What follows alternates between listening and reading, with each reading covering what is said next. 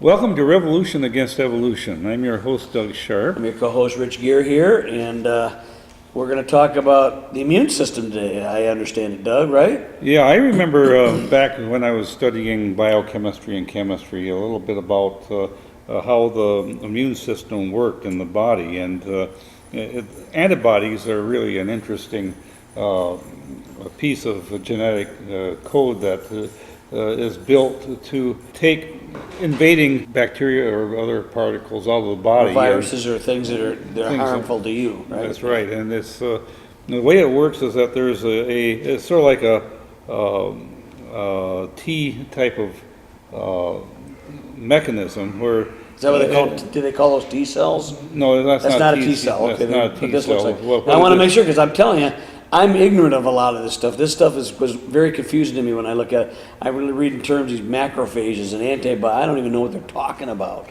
you know. Right. And so anyway, so this is a T-shaped cell type thing, right? Right. It's actually some proteins that Okay. are hooked together, and there's the first part that's structural, but then there's the end parts of it which are variable. And what happens is that as the antibodies are getting used to, it sort of figures out what it's dealing with in terms of an invader, and it'll actually assemble a complementary strand of proteins that will react to the invader, and so it glues itself to it, and then it drags it out of the body. And so, Okay. So it's an amazing process. If you are a computer programmer and trying to figure out how to develop a computer program that would do this, you have to actually think of practically every scenario that you might be able to come up with. Yeah. And to be able to then manufacture the opposite of what it is that is coming in, so it is complementary. It's sort of like a key and Like a lock and a key. lock and a key type of mechanism that pulls it together. And so, and what it uses in the body is there's strong bonds that hold things together, but there's also weak bonds. And it's sort of like the glue that's on the post-it tabs, you know, when you pull up a post-it tab, it's some sticky substance, but it's weak. And they didn't think this glue was sticky enough or anything. And then somebody said, that'd make a good use for this, the post-it notes, yeah. this weak sticky stuff, and so that led to a use for it. And that's the way this sort of works, is that there are van der Waals forces that have a little tiny attraction between different atoms. There's covalent bonds. There's if something likes water and versus something that doesn't like water, it will bend a protein in a certain direction. Oh, really? Okay. And then there's ionic bonds, and so all these different bonds tend to become a mechanism that is useful to actually conform to an invading piece of material that comes into the body. So when you cut your finger and you maybe get some dirt in it, well, your body will react in this way to immunize yourself against this invading organisms or bacteria. And then there's things like the T cells, which are the white blood cells, and the They're specifically designed to attack exactly germs and bacteria and that. And they're like a whole lot of different types of things that will, there's a whole host of different parts of the army that God designed in your body to ward off this type of thing. The trick comes in, Doug, is when you get autoimmune stuff, like when when it starts attacking things that are good, not bad. You know what I mean? Like Right. obviously, well, what is it? I'm trying to think of lupus is one of those, and Right, even some of the osteoarthritis Yeah, or fibromyalgia. fibromyalgia seems to be an autoimmune, where your body's attacking itself and causing inflammation and bad things to happen. So And what Henry Wright in this book, A More Excellent Way to Be in Health, is saying in this book is that, your body is governed by your spirit and your soul, and there's a dynamic that goes on that's greater than just the chemical parts of the body. But Right, it's the spiritual aspect, and if you start telling yourself that you're no good or you have certain types of self hatred where you. I know I got to watch that myself, Doug, because when I do dumb things, I go, well, that was stupid. I do that a lot. So anyway, Rich, what I was saying about the immune system and what Henry Wright is talking about, autoimmune diseases being caused by types of thoughts where you're really getting down on yourself. Yeah, there's a story in here. He talks about a pastor. I don't know if you want to go into that, but a pastor's wife who had a really animosity and unforgiving, just a resentment against this other woman. And she was actually a pastor's wife, and she was diagnosed with a metastatic cancer or something. She had bad cancer, had metastasized so badly that she was really given not a long time to live. And her husband talked to another guy. I don't know if you want to read it, but the point of it is that he talked about these correlation between spiritual and soulish elements of our invisible part that can really affect the visible part. That's kind of interesting because at a cellular level, they're pretty much invisible to us either. That's right, yeah. So, but we're talking non-material versus material.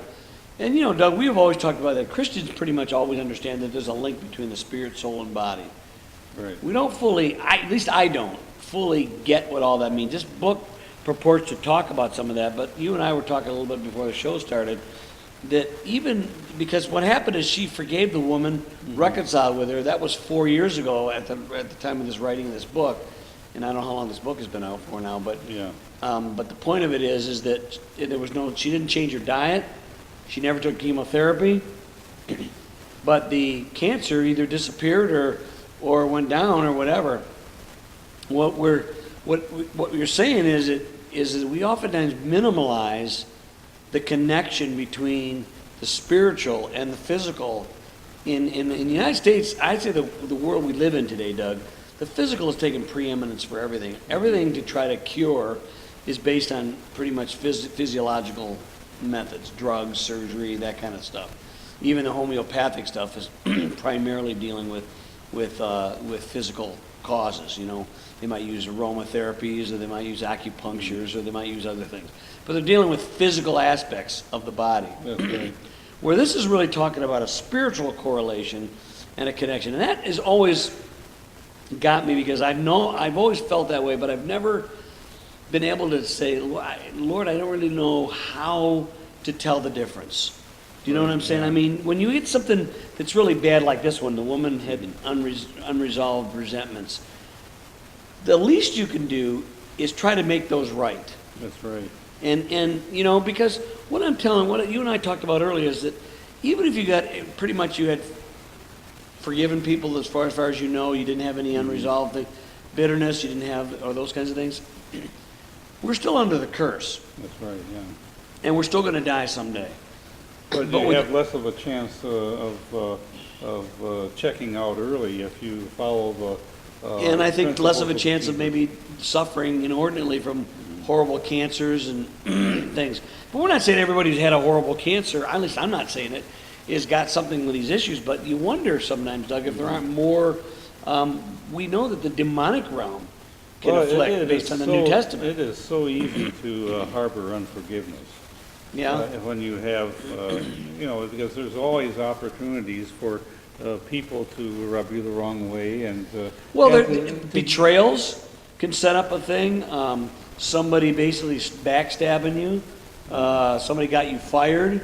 Somebody really, when you were a young kid and impressionable, told you how worthless you were. Or there's 100 things. You're right. And the older you get, the more baggage we seem to carry with us. Yeah, and it gets harder and harder to rid yourself of baggage the longer you carry it with you. Well, I think that's where we deal with a creation evolution issue in so many respects, but and that deals with a lot with the physical world.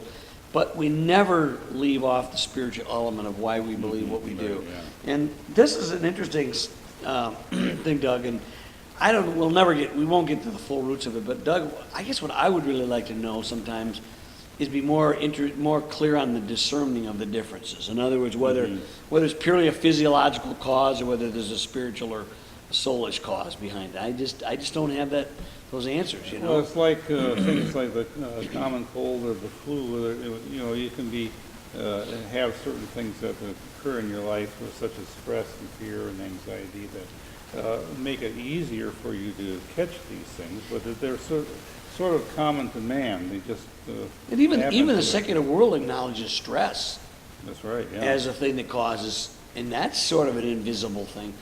But we're talking about, resentments, bitterness, fear. Right. Those things really chew you up. Even the world recognizes it to a point. How much more, Doug, should we as believers recognize these have a direct correlation to things that can destroy our body? Yeah. How many people make you sick? Yeah, you make me sick. That actually, I have never said that I remember. Maybe when I was a little kid I may have, but I don't remember ever saying that. Well, people say that all the time, don't they? They do say it all the time. Yep. You are driving me crazy. And our words are really what Satan listens to, He wants to control our thoughts, make his spirituality your spirituality, get you to follow the law of sin, create a relationship of breakups and bondage. He wants to stir up strife and promote conflict, promote inappropriate actions and reactions, and initiate verbal and physical, emotional, and sexual abuse. That's a big one too. That'll tear you up. He wants to speak to you in the first person. He'll speak to you in the first person, so as though it's your own thoughts, so that you don't recognize them, that he's actually using you as a vessel. And so a lot of times you start to think over things that are happening to you at work or at the home or wherever, and you start to have imaginations coming to you in your mind. And if you don't recognize them as being devilish in its origin, and you start actually appropriating them into your life. These are things I really can accept that, Doug, because I have to watch myself. Even today, after all these years, I'll do something stupid, and I'll say, you're really stupid. Yeah. And wonder I got to stop doing that. That's just not healthy. And you wonder why you lose a little bit of your memory, That's what I'm saying, yeah. You say, I'm having a senior moment, and then you end up having a lot more senior moments. I think that's it's like, I'm not saying that if you stop confessing all that stuff, everything's going to necessarily go away. I don't know that. But I know that there is a correlation, Doug, and it seems, and it's insidious, Doug, how the nasty part gets inside of us and comes out. And that's because I feel like we have an enemy in ourselves. Mm-hmm. It's basically a quisling. It's in league with the devil. It's called the flesh. Right. Yeah. And it wants to speak bad about ourselves, or it wants to hold resentments, or it wants to be afraid.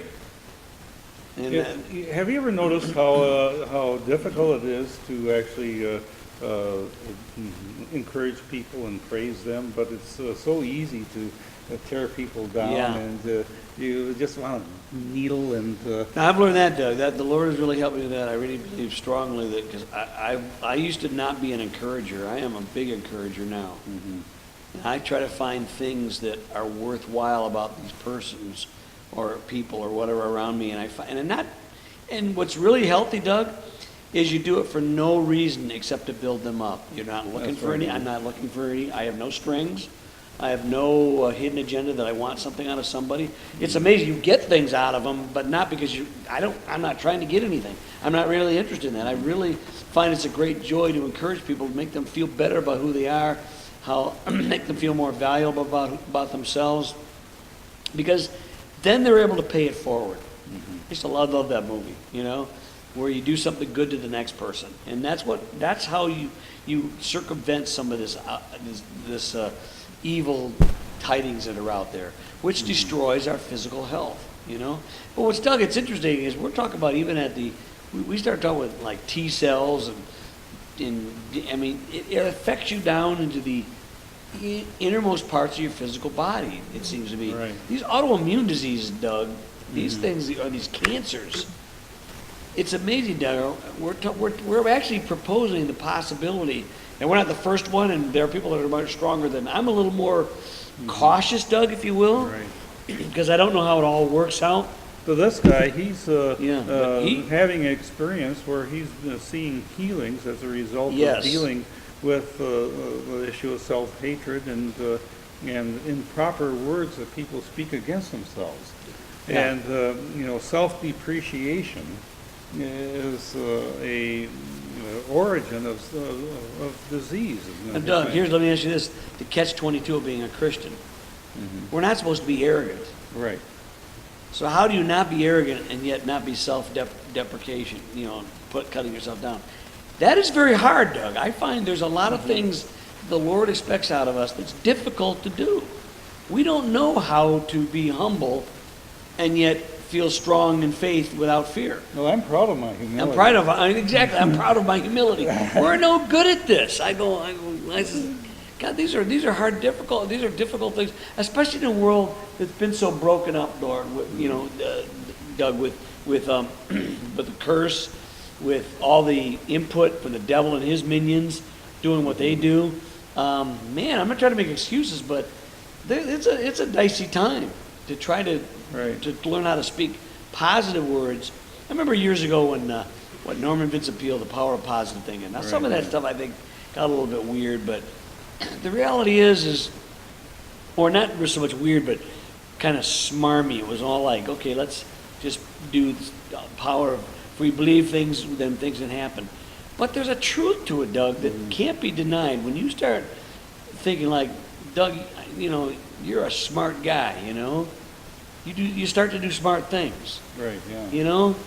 You really have value. God really loves you, and He has died for you before the foundations of the world had ever been laid. Before Adam and Eve bit into that fruit and made the curse come in, He had already made provision for us, Doug, for you, me, and you out there. He's made provision. That's how much you're loved, so that you don't have to be that way. And in the middle of it, He gives us little things like this to kind of show us how to kind of wend our way through the landmine called earth, called life, physical life. And we know that things, he mentions a lot of these diseases like Crohn's disease and ulcerative colitis.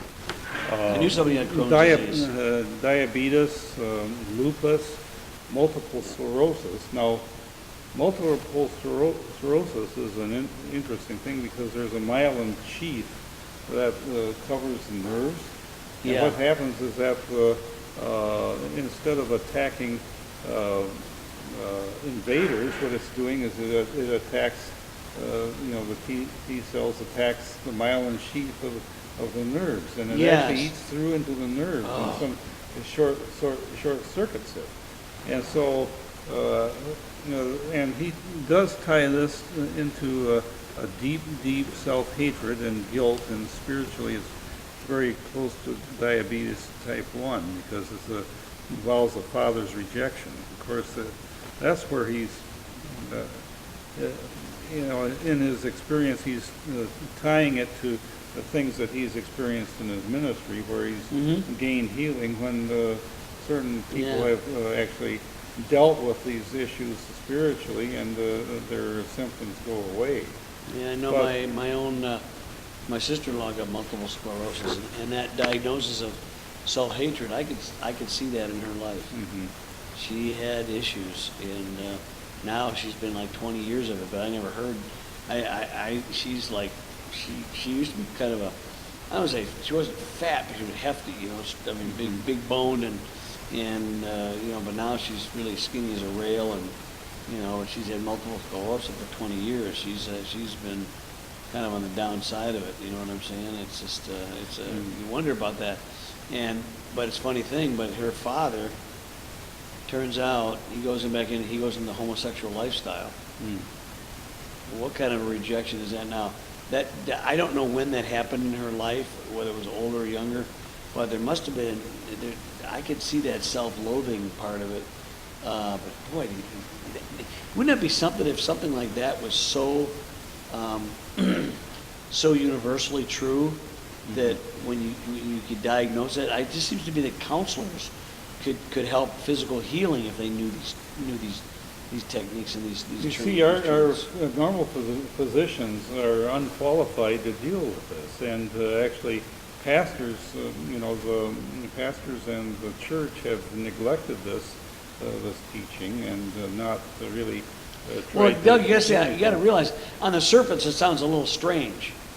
Yeah. Our culture, we are inundated with secular, physical things. The Bible's way of looking at things, God wants to redeem you wholly, spirit, soul, and body. That's right, yeah. It starts from the spirit, works outwardly to the soul, and then comes up to the body. We start with the body, and maybe go to the soul, or the spirit almost never gets touched. Right. Okay, so we get everything backward, and even as we as Christians, Doug, this sounds really strange, like Fuji-Wooji stuff. Mm-hmm. So I'm always caught. I'm not trying to diagnose medicine, but this guy's actually, if not diagnosing, at least telling you what he's got a what medical he's seeing. background as well. He does, okay. And then he talks about rheumatoid arthritis. He says the only way to get healed from it, another autoimmune disease, is to accept yourself once and for all, and get the self-hatred, the guilt, and the lack of self-esteem and the junk out of your life. And when you don't accept yourself, you hate yourself, and you have been called the living. You've called the living God who loved you from the foundation of the world a liar. Yeah, but see, now but the problem is, that could make it feed on itself, and then you hate yourself even more for calling God a liar. Unless you deal with it. Yeah, I mean, You have to deal it's with really it, no matter difficult. what you have to do, and Yeah. you know, getting rid of that junk in your life is a good idea, whether you get healed from rheumatoid arthritis. Well, that's true or too. not. I agree with that. That whether you get healed with it or not. But boy, wouldn't that be something, Doug? It's like, but that's the catch-22, Doug. That's right. To get rid of counterproductive things, it's so inculcated into your being. Right. Yeah. You believe that more than anything else. To get rid of it, it takes really divine intervention, Doug. It Oh, really yeah. does to give you a revelation of that truth in your own spirit to make it become true. I don't think, oftentimes, Doug, we are able to on ourselves do what that guy was telling us to do. Now, this is what he says, talks about viruses, and I think this is interesting. He says the virus does not have as its origin in its own life. It is a No. mutation of what is genetically another life form, then it mutates after its aberration. And virus is an aberration of genetic materials producing various kinds of interference with human flesh. And it's a mutant genetic life form which seems to have a mind of its own. Well, And it's difficult to destroy, and in the case of HIV, it can remanufacture itself as a different form by taking the genetic code of a living organism and using the genetic material of a living organism to produce its own genetic form. So what he's really coming to the conclusion, and he really says, I can't document this, but he says he's treated viruses as actually spirits of infirmity. And he believes that they're actually a demonic manifestation. Really? That's kind of many aspects, and so yeah, you can physically see them under the microscope, right. can't you? You can, but he's saying that they're actually demonically controlled.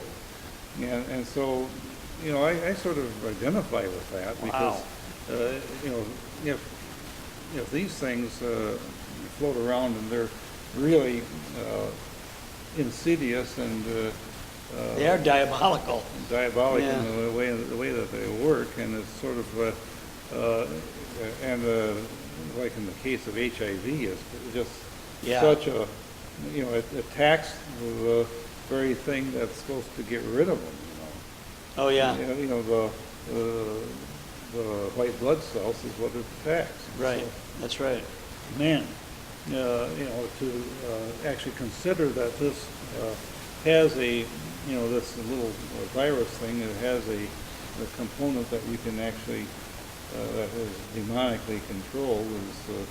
That's kind of frightening, isn't it? It is, yeah. And I've often wondered if the devil, when he actually has the ability to take experimentally doing some things, altering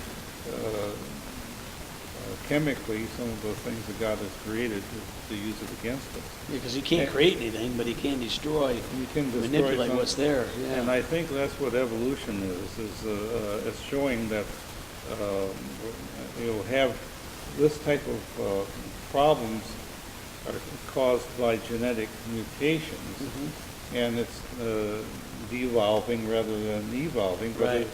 it's interesting that the devil tries to convince us that that's a good thing. Oh, yeah. Yeah, really. Well, we'll see you next time on Fascinating. Revolution Against Evolution. We hope you enjoyed our show.